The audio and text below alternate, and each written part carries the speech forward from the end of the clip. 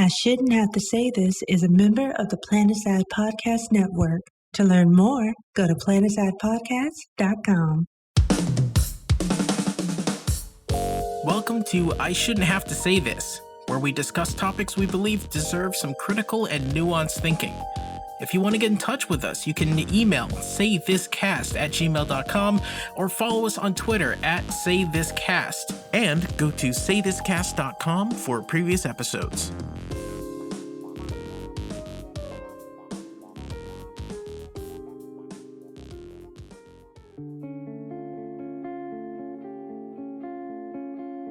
So, let's say that you've just played Fire Emblem Three Houses, and now you're hungry to go play some of the older Fire Emblem games. You've heard good things about Path of Radiance, and so you decide that you will take out your old GameCube and track down a copy of Path of Radiance.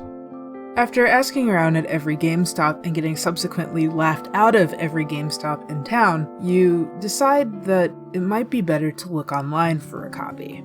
So you hit good old Amazon and you give it a search. You see that the only 3 copies of Path of Radiance are $300. The most expensive one is $600 and is in mint condition. Now, you want to be a paying customer. You'd happily play a Nintendo $60 to play Path of Radiance, even though it's an old game. But Nintendo isn't selling it. These $300 copies of the game are your only option. And yet, even just as a matter of principle, that's not a price you're willing to pay. Particularly when the devs won't even see a dime of the proceeds.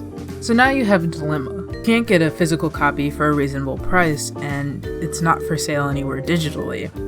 So, the only reasonable option you have here is to download an illegal copy of the game, a ROM. You know where to get it, you just don't like the idea of it. After all, you're a law-abiding citizen and you like to pay for your art, but they've given you no option to. So, maybe I shouldn't have to say this, but go ahead and download the damn ROM. Hey Janra. Hey Nicole. Welcome to I Shouldn't Have to Say This. This week, we'll be talking about piracy, and more specifically about the ethics of piracy. Theoretically speaking, because neither of us has ever pirated anything a day in our lives. I have 25 subscriptions live currently, so I never have to pirate anything. It's an enormous economic strain. 50, get on my level. We can't eat. Exactly. We can't afford food. Or light. That's it. Damn right. I mean, I have to feed my dog before I feed myself, and she's the only one that eats.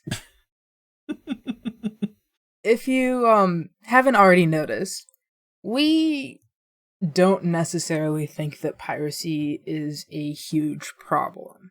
And there is a case for that. We don't just love crimes. Yeah. We love some crimes. I love a lot of crimes. Yeah. I would not commit them. No. So, do you want to lay out the case, or should I? I actually want to say one quick thing. It was, that was funny. Just before we started recording, we were talking about the subject, and you were like, so, are you ready to disagree with me? And I'm like, why? You said, don't you not like piracy? I'm like, what are you talking about? Yeah. I was going to start this podcast off with, are you ready to disagree with me? No. but it didn't pan out that way, because he agrees with me. Yeah, we both looked up the same studies. So, to couch our argument, let's go over the argument of people who really hate piracy a lot. Their argument is, when you pirate things, you're stealing revenue from the artist. Therefore, it is wrong to pirate because you're taking money out of the artist's hands, and also stealing is wrong. Piracy is not a victimless crime. You wouldn't download a car, would you? Yes. Damn right. I would download the fuck out of a car, unironically, but anyways, this argument seems pretty standard at first glance. I mean, stealing is wrong. You shouldn't pirate shit because it's just morally unethical, and because people need to make money in order to live. And right. to some degree, this is a valid argument. There are some people who, if you pirate their work, you legitimately hurt them. However, for the vast majority of media, piracy is in fact a victimless crime. Or rather, the victim is a massive corporation who doesn't need that money that much from you. When I pirate, theoretically, and I don't pirate music, this is true. I don't. So if I were to pirate, say, Kanye West's album because the music slap but his personality don't, I would be taking money out of Kanye West's pocket. However, Kanye is rich. Really fucking rich. So rich. So goddamn rich. Buy an island rich. And there's nothing that any individual actors could do in order to seriously affect his success, economically speaking. In a study from Launch Leap, they surveyed a sample group of millennials 18 to 35 in, I think this was in 2018, and the study showed that around half of millennials of this age pirate stuff. So that means that there's an entire half of like this gigantic demographic that doesn't even account for like the boomers or the zoomers that doesn't pirate things, or doesn't admit to it at least. And that's pretty good. In the numbers of people who listen to Kanye West's music, half of his audience is enough to line his pockets 1,000 times over. Similarly, if you pirate a Disney movie, Disney will hurt for nothing because they sell a lot of fucking movie tickets and a lot of DVDs. They don't care if you pirate it. I mean, theoretically they do, but also you're not personally going to sink the industry by pirating things. If only? Honestly? If pirating could shut Disney down, I would say this is a call to action, but it's not, so don't do it. And it wouldn't. The only reason why Disney cares about piracy is to protect their brand and to protect their copyright. That's the only reason. That's the only reason why any company cares about it, really. That's right. But in this, you come to our second tier of an argument. The majority of people who pirate media tend to be pretty big consumers of media through legal means. For instance, your friend who has like 5011 ROMs on his computer that he downloaded from insert ROM site here probably buys a lot of games. His Steam account probably has a lot more games than yours. And that's because people who pirate shit tend to like media a lot. And that coincides with the number. About 70% of people report that they would rather access media without stealing, without piracy. People generally want to pay for the media they consume and enjoy. When they don't, there are two things going on, or three. Number one, they can't afford it. And if you can't afford it, you shouldn't get to watch it or consume it or whatever, but I don't care. Yes, you should. Let the poor people play Call of Duty. Number two, they can't access it. So there's a game that I personally love called Zoid's Legacy. It was a Game Boy game, a Game Boy Advance game. It came out a long time ago. And back then, the Zoids IP was the intellectual property of a company that was absorbed into another. And then the company that developed Zoid's Legacy no longer exists, I believe. And there's no way that Zoid's Legacy will ever be released for purchase ever again. It's just in purgatory. It's in purgatory. It exists, You know it exists, and the only way that anybody will ever be able to play it is either through the physical copies that exist or through ROMs. And in that instance, there's no way to buy it, so nobody's losing money anyways. If you don't make a product available, but somebody else does, it's unfair to ask them not to buy that product because you can't be helped to bring the product out. That's right. And if there's a cost analysis involved, which I believe there is, what's the fucking point? You're not losing money.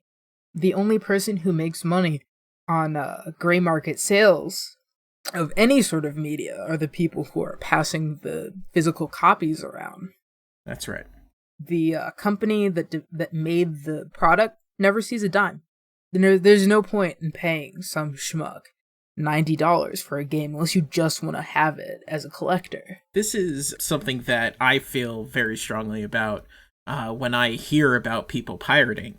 There's archiving. There are games, there are TV shows, there are movies that you just can't get. It's just they're out of print. There's the companies that own the copyright have no reason to re-release them because they've done the cost analysis and they said, no, you know what, it's gonna cost too much to have this in market. So there are TV shows that were amazing, that were pieces of art that you just wouldn't be able to get legally, and you have to, if you want to watch them, if you want to experience that art, then you'll have to watch them illegally. Yeah. And that is the only way that you can watch these things that people have put so much love and so much work into. That's the only way, because the last release was on DVD in like 1998. Yes. And working off of that point, there's a similar phenomena in the games industry and also in another branch of like the TV industry and like the anime industry. The anime industry didn't always look like what it looks like today. We get a lot of stuff in the United States through Crunchyroll and Verve and other streaming sites that didn't exist 10 or 20 years ago. And we didn't get a lot of anime, and we didn't get the best version of a lot of anime. We'd get really trashy for kids translations that changed the order that things aired in, or like the general concepts. You get the worst product. Or, for instance, in the game industry, you have Mother 3, a Nintendo IP. It was a Game Boy Advance game. It's the third entry in the Mother series, also known as Earthbound. That game fans have been asking for since it came out in Japan. And throughout the years, even though huge numbers of people have signed petitions stating, like, I'll buy this if you put it out. And Nintendo hasn't done it. And there is an entire fan translation of Mother 3 that's actually available online. There's nothing illegal about it because they're not giving you the ROM. They're just distributing the English patch. So if you were to buy Mother 3, like the Japanese version, which I definitely have because I've played Mother 3, the people who did the fan translation said all Nintendo has to do is contact us and say, we're going to release Mother 3. We want you to stop distributing this. And they would stop distributing it. And even more so, that they've made their incredibly accurate and incredibly good and complete fan translation available for Nintendo to take and use for their own purposes. Nintendo just hasn't done it. It would be pretty simple just to, like, release that. They could have released that on Virtual Console, on the Wii U. It cost them nothing. It cost them nothing, or like nothing, or very little in R&D. But in either of these cases, you're never going to play a lot of the games from your childhood which you enjoyed through legal means, and definitely not in the form factor that you want, even if they know that they would make money from it, for some reason that is entirely arcane to the naked eye. I'm sure there's a reason. And so, in this situation, getting back to our list, availability is a huge reason why people pirate things. If you don't make a product available to people, but they want to play it either for nostalgia or they want to save it for the sake of archiving and keeping a historical document of the games that will eventually cease to exist. Games don't last forever, physically speaking. The cartridges, once the battery goes, they could corrode. Most people don't remove those from the cartridges, and furthermore, you're dealing with a physical cart. Shit happens to that. So the only way to preserve those is through digital form. Plus the machines that play those carts, they deteriorate as well. You know what? Perfect example, 8-track. If you have your favorite 8-track cassette, or if you have Laserdisc, and there was something that was only released on Laserdisc, and you have the media, you just can't find a thing to play it on, and a thing to play it on that would actually allow you to hook it up to a TV or something. What do you do? Exactly. It's never been released legally, other than on Betamax, This is actually an issue with big fans of Star Wars, because all of the copies of Star Wars that you can legally obtain are the versions that have been changed from the original filming. So if you want to watch Star Wars, like the original Star Wars, which is a cultural touchstone, if you want to watch it in its original form, you can't unless you have a VHS, a laser disc, or the original 35mm film. It's crazy. Yeah. And also, this is to say nothing of the fact that media conglomerates are notoriously bad at keeping up with, like, the current technology. Well, with preserving their media. So, Yes. like, in terms of the film industry, we have probably about 50% of the films that were ever made. 50% are lost to history. There was a gigantic fire in Universal Studio in the 20th century early on, and we lost a lot of films in that. They don't exist. The only way that it could conceivably come out would be if somebody were to find it in their attic or some shit. Yeah. There have been a lot of people that have run theaters in the past that just kept prints of movies. Because the way that it worked is they sent out the prints of the movies, they played them, and then the company was like, cool, that's it. So they just have like some people just have prints of these amazing movies just in their attic. Yeah. Just collecting dust and literally crumbling. They don't exist anywhere. They don't. Yeah. And if you were to take that and you were to try and upload it online so more people could enjoy this thing that this company probably didn't even knew existed, they might come after you for that. So yeah, while archiving is incredibly important, obviously, there is still more about the preservation of the original piece of art. And I think there's a example that you wanted to bring up. Neon Genesis. Yeah, that's it. The seminal piece of weeaboo culture. Close to all of our hearts, yay God. Weeaboo culture, by the way. Yes. Can you explain weeaboo culture to the peoples? Americans they don't know. Americans that like anime a little bit too much. Got it. All right. Neon Genesis was licensed for a long time. I don't know the specifics. And then for a while, it was not licensed in the United States, which means that the only way to watch Neon Genesis, if you weren't buying a copy off the gray market, would be to pirate it. And we should say that the gray market, when we refer to the gray market, it means secondary sellers, so buying it off eBay or something like that. This is an important piece of anime to everybody who has a passing interest in the subject.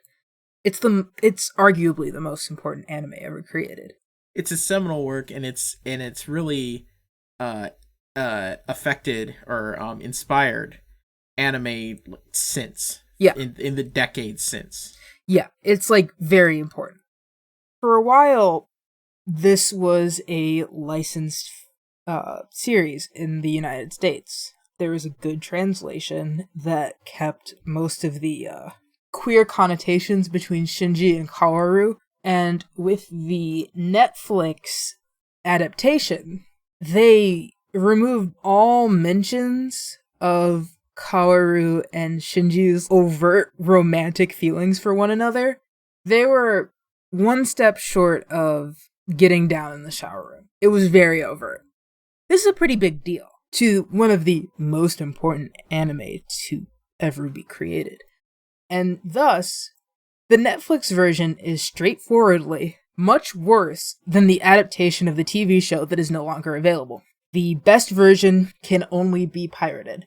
And honestly, I don't see a problem with pirating the superior version to the clearly, objectively so, worse version that's also kind of homophobic on Netflix.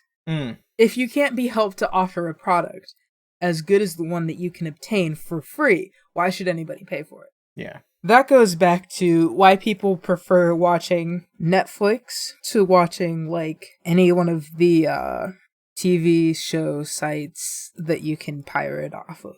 The viewing experience on those websites is terrible. It's piss poor. Full of viruses. Full of viruses. It's disgusting. If at all possible, nobody wants to do that.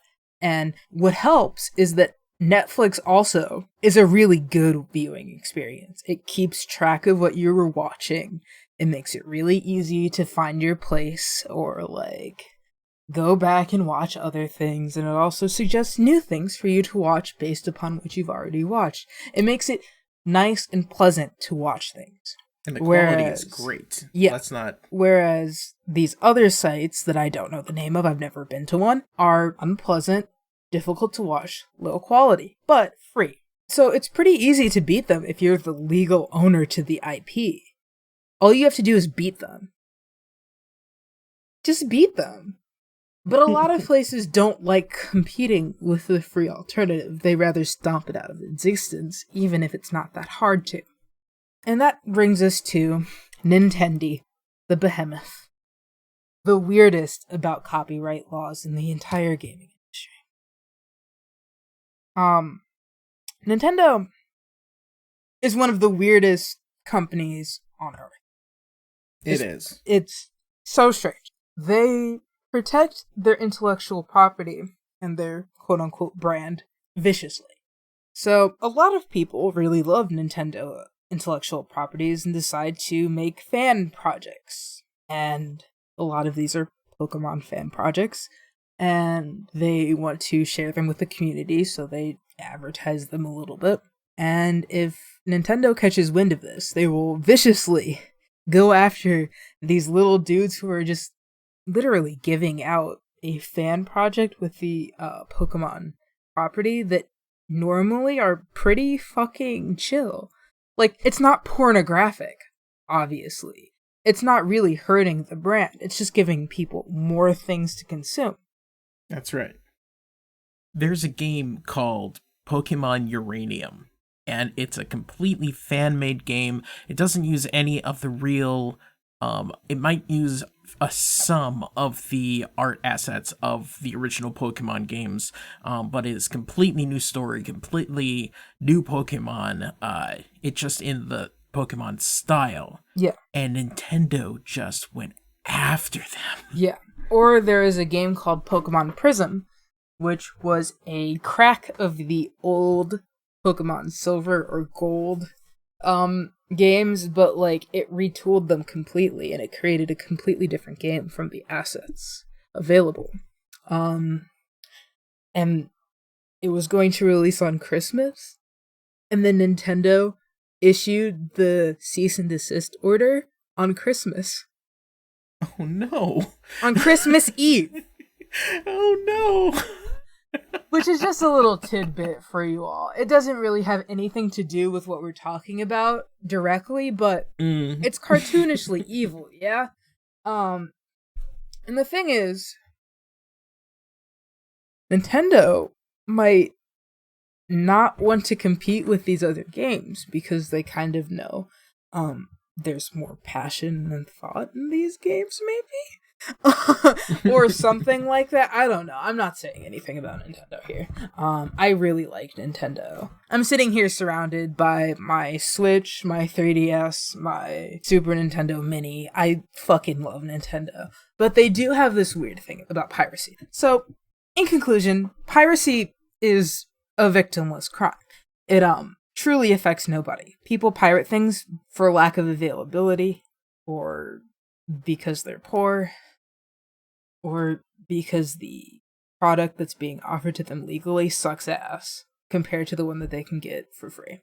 And it just seems like it doesn't matter that much. But I've talked a lot. I think about this a lot. Thoughts, Janra?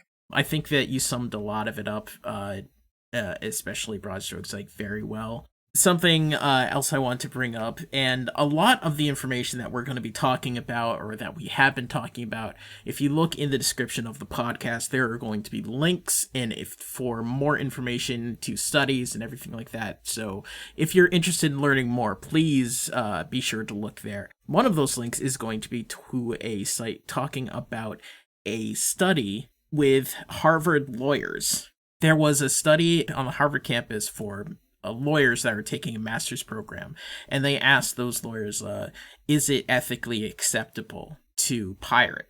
And most of them said yes, it's fine if it's for personal use or educational use, not for. And they were very against commercial use, which I'm very Me too. I very much agree with. If you're going to pirate a movie and then show it to a crowd of people and charge money for it, don't do that. Yeah. No, don't do that. There's a reason there are IP rights, and that is why there are IP rights.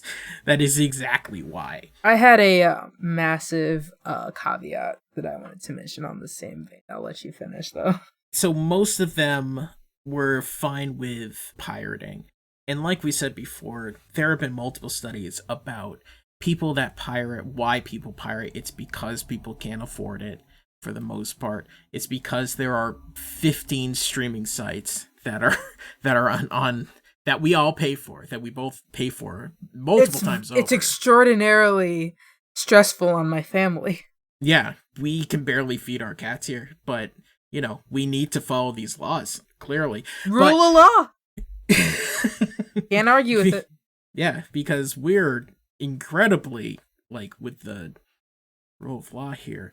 Very law abiding. Yes. Oh yeah, to a fault, really. But the other thing is everybody, and I'm sure that everybody listening to this podcast right now, no matter how old you are, you have pirated something. If you've recorded music off of the radio, if you've used a VCR to record television to watch later, that's pirating. Now, when you were doing that, did you feel bad about that? Were you thinking that, I'm hurting the artists and the TV stations when you were doing that? Or were you just saying, I'm not home, and this is for the olds out there, I'm not home, and I want to watch this show, or I want to listen to this music, or I want to make this mixtape. And that's what I'll do. The thing is, this whole thing about pirating came about when it became easier to do that with larger scale works and to share it with other people much easier. I think a big thing that we all have to think about when we're thinking about piracy, and honestly, they chose a really bad word for piracy because pirates were pretty awesome, and we really wouldn't have dope. Our country without pirates. So dope. We literally would not have our country without pirates. Look it up, read a book.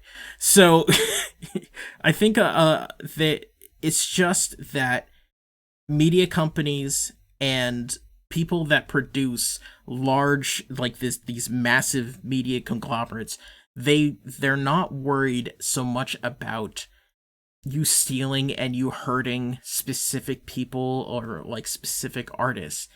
They want to control the art that we see, how we see things, how we experience them. Yeah. And that, going back to the Star Wars example, George Lucas, when he remade the Star Wars, the original trilogy of Star Wars, he said, well, we didn't have the technology to do this gobbledygook, putting everything on the screen back then. So this is what the movie's supposed to be like now. This is the art. This is my vision.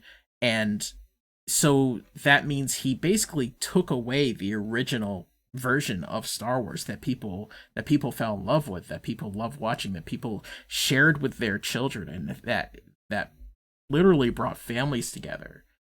And that isn't really about sharing or making sure that people can experience art. That is controlling how art is viewed. And that is terrible. Yeah. And here's a quick note. Maybe I shouldn't have to say this, but Don't pirate from indies. When we talk about piracy being ethical, we're talking about stealing from big fucking companies. That's right.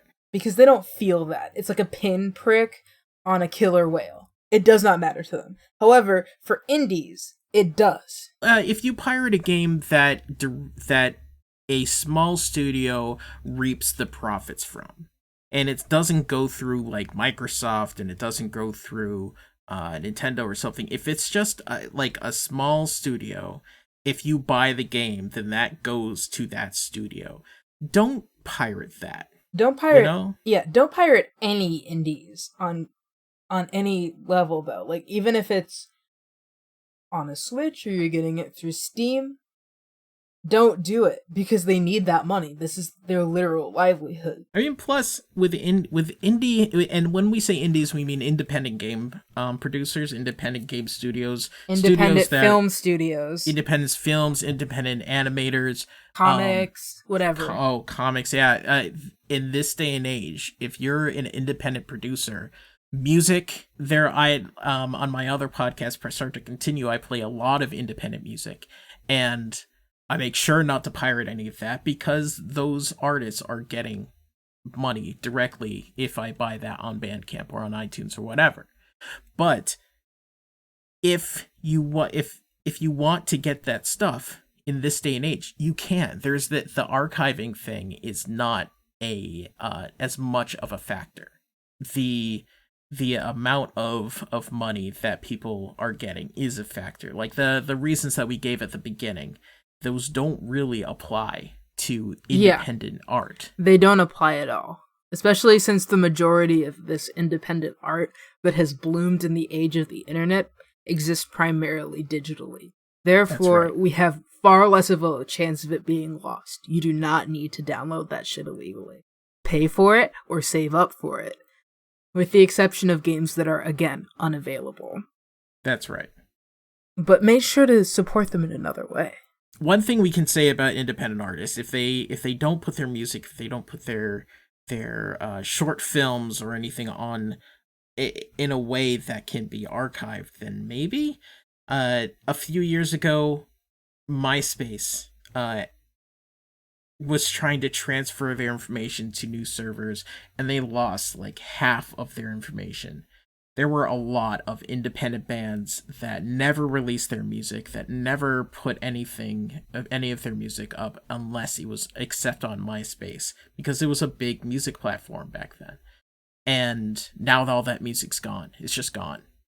Jesus Christ. I didn't even know about that. Anyway. Yeah, it's just gone. And it was a very, very sad day, because after MySpace, went downhill and Justin Timberlake bought it or something, they reformatted themselves and made sure that they were very accessible to artists. And that is before Bandcamp, that was the way that artists could share their music easily. Everybody uploaded their music to MySpace. You could play it. It was very friendly for music. And this was like 4 years ago at this point, and it's just gone. Yeah.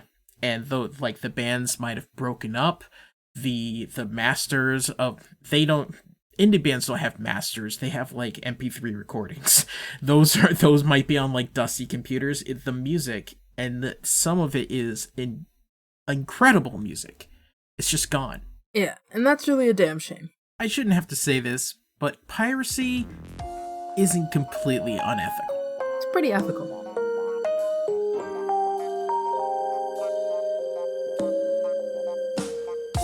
Now is the time of the show where we talk about happy things, joyful things, wondrous things. Nicole, what is good in your life? I realized today, as I was at the gym pumping iron, that I've been offline a lot lately. Nicole is incredibly Chad. I started working out 2 months ago, and I work out twice a week. I'm jacked, bro. Nice. But I've been offline a lot. Haven't spent as much time on Twitter. I have been spending a lot of time on YouTube, but generally I've been throwing myself into more leftist literature and content and video games and my family and friends, and that has been really good for my mental health.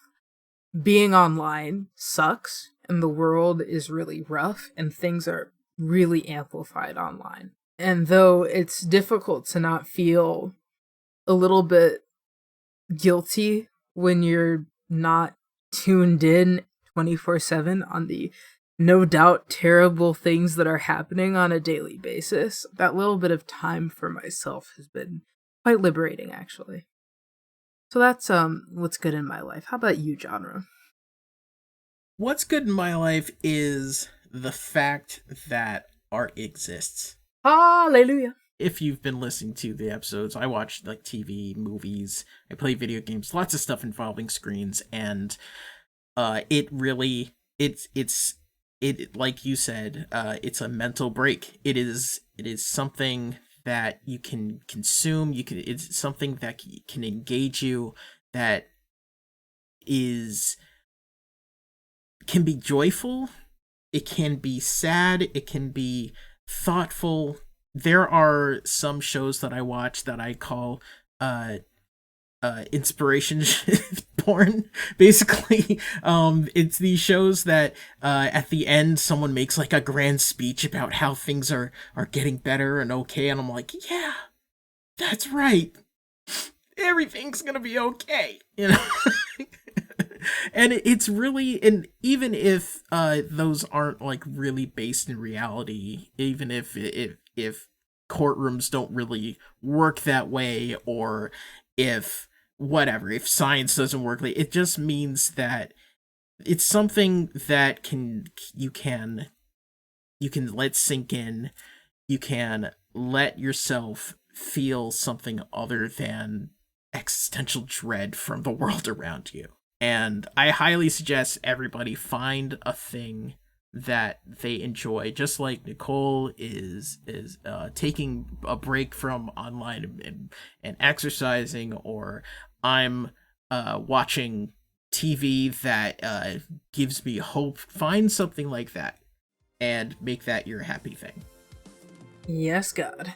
Thanks everybody for listening. This has been I Shouldn't Have to Say This. You can find us at saythiscast.pinecast.co.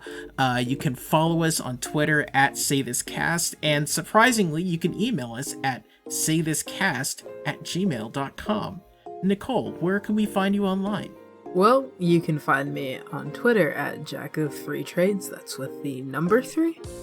Or you can visit my website, blackgirlgaming.com. You can find me on Twitter at PressStartLock, and you can find my music show that I mentioned earlier, Press Start to Continue, at starttocontinue.com. The story music from today's episode is by The One-Ups, and our theme song is by Mustin. If you'd like to buy any of that music, you can go to store.mustinenterprises, that's MUSTIN.com. I Shouldn't Have to Say This is a collaboration between blackgirlgaming.com and Planetside Podcast. Find more podcasts at planetsidepodcasts.com.